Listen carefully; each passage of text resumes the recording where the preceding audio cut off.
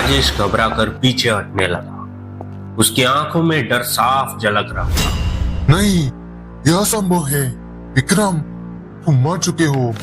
राजेश की आवाज कांप रही थी।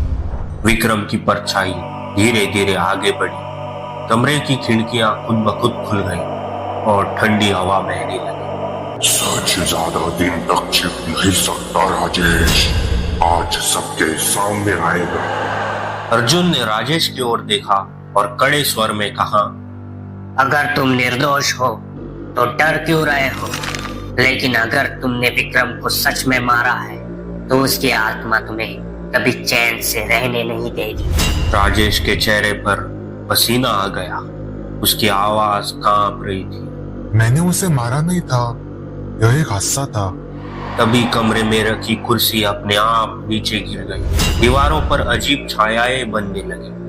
राघव ने अर्जुन के कान में फुसफुसाकर कहा, कुछ गड़बड़ है, यह कोई साधारण आत्मा नहीं लग रही। अचानक विक्रम की परछाई तेज चमकने लगी और उसकी गूंजती आवाज आई, झूठ मत बोलो राजेश, तुमने मुझे धोखा दिया था, लेकिन तुम अकेले नहीं थे। सच बताओ, नहीं तो अंजाम बुरा होगा। राजेश मानो इन सभी घटनाओं से डर के मारे कांप रहा था। उसने अर्जुन और राघव की ओर देखा और फिर फर्श पर गिर पड़ा। उसने कहा, ठीक है, मैं सच बताऊंगा। उस रात विक्रम और मैं अकेले नहीं थे, समीर भी वही था।